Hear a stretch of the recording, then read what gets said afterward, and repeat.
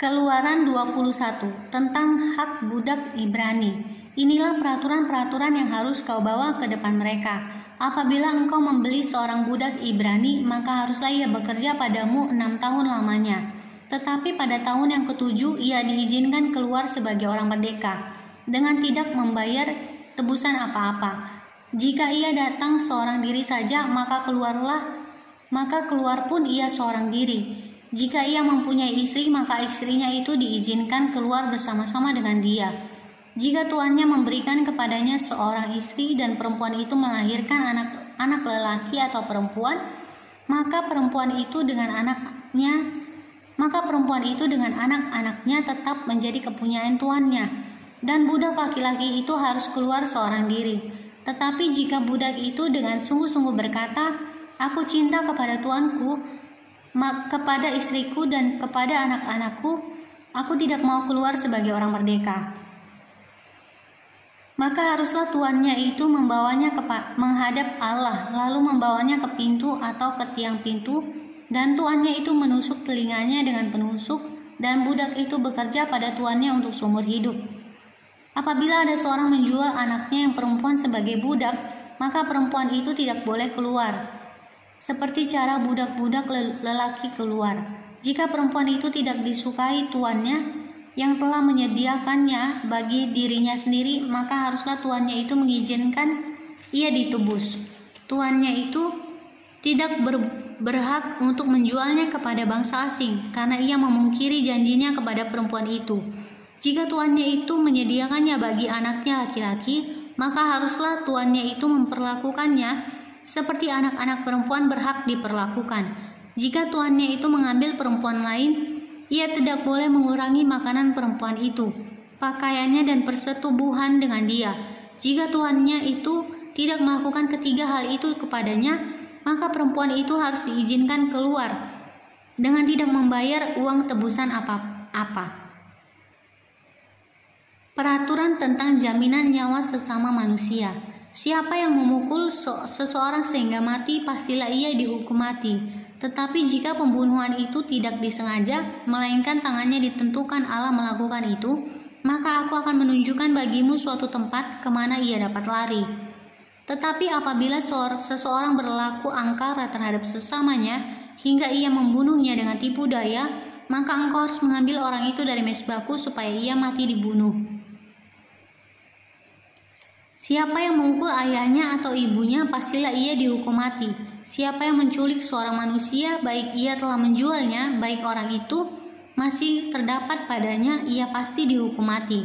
Siapa yang mengutuki ayahnya atau ibunya, ia pasti dihukum mati. Apabila ada orang bertengkar dan yang seorang memukul yang lain dengan batu atau dengan tinjunya, sehingga yang lain itu memang tidak mati, tetapi terpaksa berbaring di tempat tidur, maka orang yang memukul itu bebas dari hukuman. Jika yang lain itu dapat bangkit lagi dan dapat berjalan di luar dengan memakai tongkat, hanya ia harus membayar kerugian orang yang lain itu karena terpaksa menganggur, lalu menanggung pengobatannya sampai sembuh. Apabila seseorang memukul budaknya laki-laki atau perempuan dengan tongkat sehingga mati karena pukulan itu, pastilah budak itu dibalaskan. Hanya jika budak itu masih hidup sehari dua, maka janganlah dituntut belanya, sebab budak itu adalah miliknya sendiri. Apabila ada orang berkelahi dan seorang dari mereka tertumbuk kepada seorang perempuan yang sedang mengandung sehingga keguguran kandungan, tetapi tidak mendapat kecelakaan yang membawa maut, maka pastilah ia didenda sebanyak yang dikenakan oleh suami perempuan itu kepadanya, dan ia harus membayarnya menurut putusan hakim. Tetapi jika perempuan itu mendapat kecelakaan yang membawa maut, maka engkau harus memberikan nyawa ganti nyawa, mata ganti mata, gigi ganti gigi, tangan ganti tangan, kaki ganti kaki, lecur ganti lecur, luka ganti luka, bengkak ganti bengkak. Apabila seseorang memukul mata budaknya laki-laki atau mata budaknya perempuan dan merusakkannya, maka ia harus melepaskan budak itu sebagai orang merdeka pengganti kerusakan matanya itu. Dan jika ia menumbuk sampai tanggal gigi budaknya laki-laki atau gigi budaknya perempuan, maka ia harus melepaskan budak itu sebagai orang merdeka pengganti kehilangan giginya itu. Apabila seekor lembu menanduk seorang laki-laki atau perempuan sehingga mati, maka pastilah lembu itu dilempari mati dengan batu dan dagingnya tidak boleh dimakan. Tetapi pemilik lembu itu bebas dari hukuman.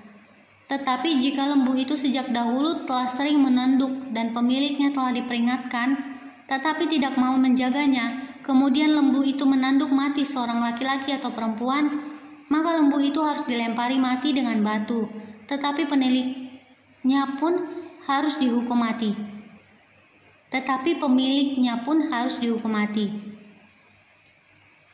Jika dibebankan kepadanya uang pendamaian, maka haruslah dibayarnya segala yang dibebankan kepadanya itu sebagai tebusan nyawanya.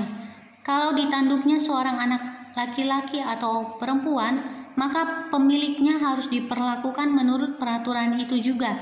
Tetapi jika lembu itu menanduk seorang budak laki-laki atau perempuan, maka pemiliknya harus membayar 30 shikal perak kepada tuan budak itu, dan lembu itu harus dilempari mati dengan batu.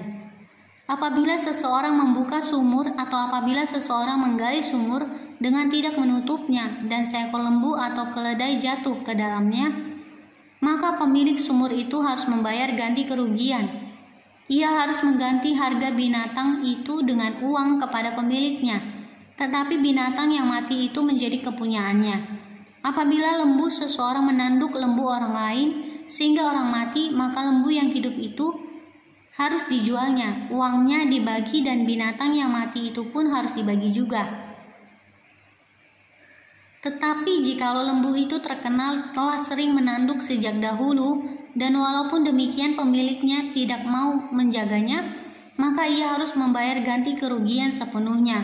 Lembu ganti lembu, tetapi binatang yang mati itu menjadi kepunyaannya.